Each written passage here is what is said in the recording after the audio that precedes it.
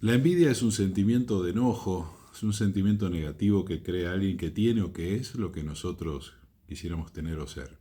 Pero la admiración también es un sentimiento que crea alguien que es o tiene lo que queremos ser o tener, pero es un sentimiento positivo, de esperanza, de motivación.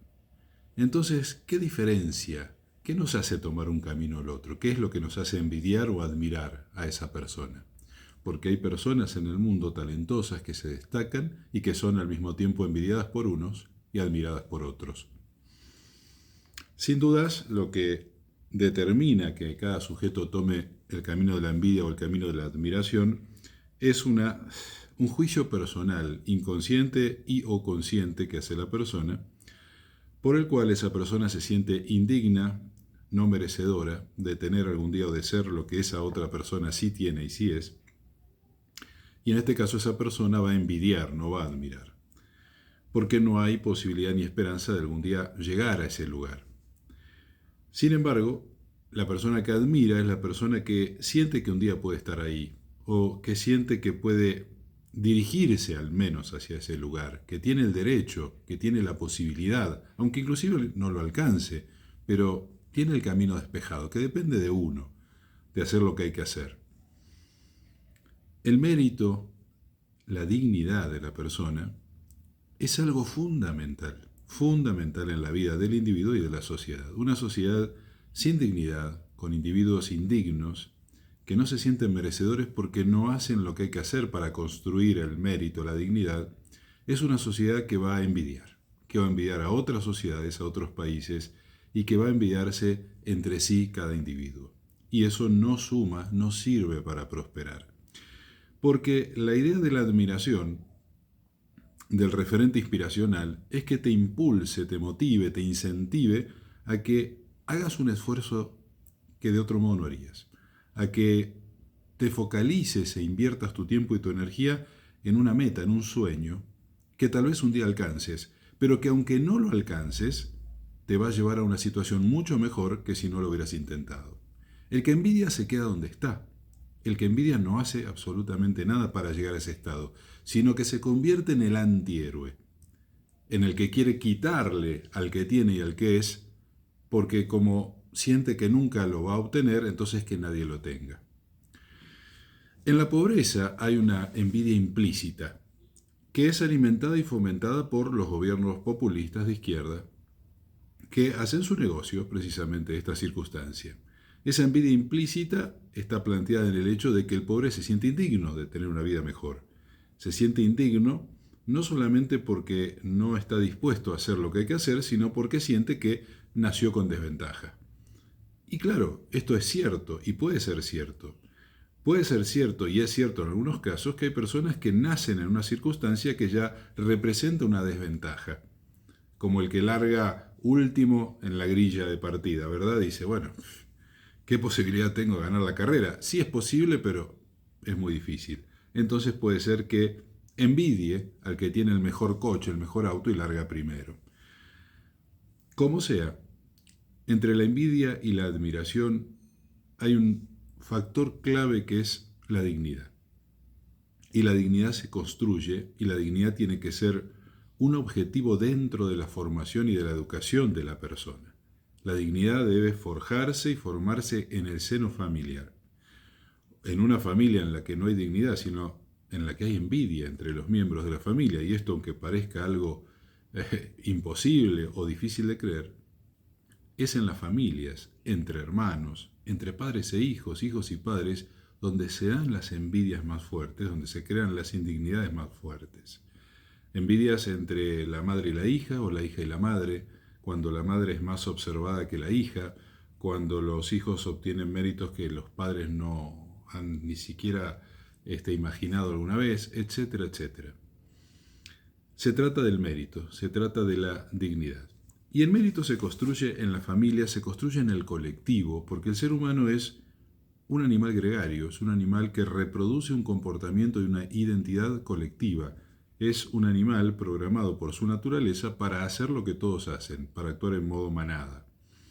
Claro, tenemos un potencial adicional a la naturaleza homínida gregaria, pero es un potencial todavía bastante ausente.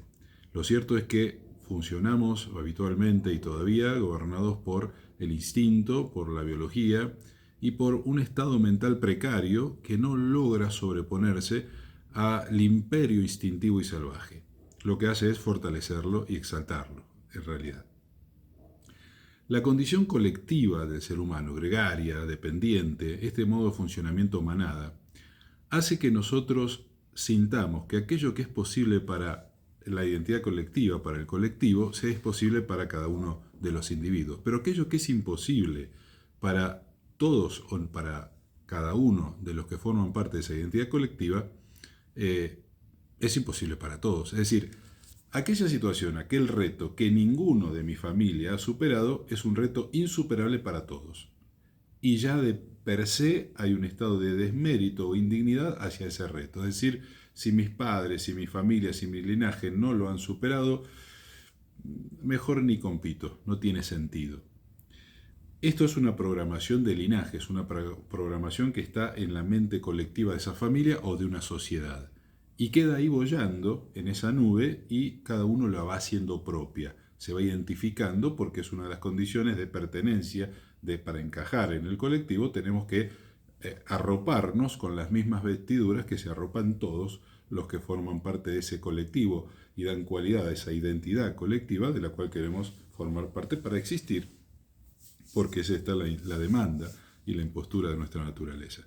El colectivo es fundamental, la incidencia del colectivo. Por eso cuando un equipo de fútbol, como en este caso la Argentina, sale campeón de la Copa del Mundo, todos los argentinos dicen somos campeones. E inclusive no argentinos que se identifican con Messi o Maradona, o con el fútbol o con la Argentina por alguna razón, dicen somos campeones y se sienten campeones y se emocionan por una alegría de un evento que uno dice, pero tú qué has tenido que ver con eso, ¿qué rol has jugado en eso? Ninguno. Sin embargo, por el modo de funcionamiento gregario del ser humano, como somos colectivistas, somos manada, el éxito de un igual, de alguien de la manada, es el éxito de la manada, porque es el éxito de esa condición, de esa identidad. Y tiene derecho cada individuo a disfrutar ese éxito como propio.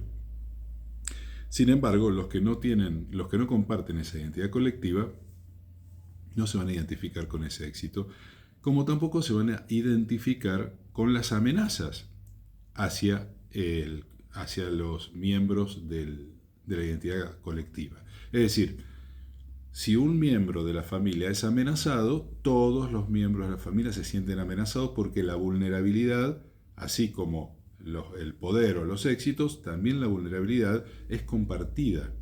Cuando un miembro de la familia muere o se enferma, todos se entristecen, todos se sienten vulnerables y todos sienten a la muerte cerca, golpeando la puerta de la casa. Y uno dice, ¿qué tiene que ver si murió otra persona, aunque sea tu familia, se enfermó otra persona, tuvo un accidente otra persona? Es que nosotros funcionamos en modo colectivista, en modo manada, y eso es lo que nos gobierna todavía mucho más que ese potencial que nos hace individuales, que nos hace singulares. Todavía el potencial que nos hace individuales está apenas asomando, todavía gobierna sobre nosotros, nos impera esa naturaleza humana, terrenal, biológica, homínida, que nos hace gregarios, naturalmente dependientes, por ende susceptibles, y que nos hace funcionar en modo manada. Seguimos la corriente y hacemos lo que la mayoría hace. Por esta misma razón es que las agencias de publicidad, comprendiendo este mecanismo de funcionamiento del hombre, te dicen cuando quieren venderte algo, todo el mundo lo compra, todo el mundo lo escucha, todo el mundo lo hace. No es casualidad, estas consignas no son casuales. Surgen de la comprensión que tienen los que analizan el comportamiento humano y quieren manipularlo, comprenden que funcionamos haciendo lo que todos hacen. Por esta misma razón, los candidatos políticos se proponen ya vencedores y dicen y dibujan las encuestas. Uno dice, ¿por qué los políticos antes de una elección crean encuestas falsas que los dan ganadores? ¿Cuál es el sentido? Precisamente que todos vamos a hacer lo que hace la mayoría. Lo que hacen todos. Todos es siempre la mayoría. Si no puede ser el absoluto, bueno, lo que hace la mayoría, la mayor representatividad del colectivo. Es decir, la mayoría. Entonces, si una encuesta te dice la mayoría votaría a fulano, el impulso natural te dice, haz eso, haz lo que hace la mayoría.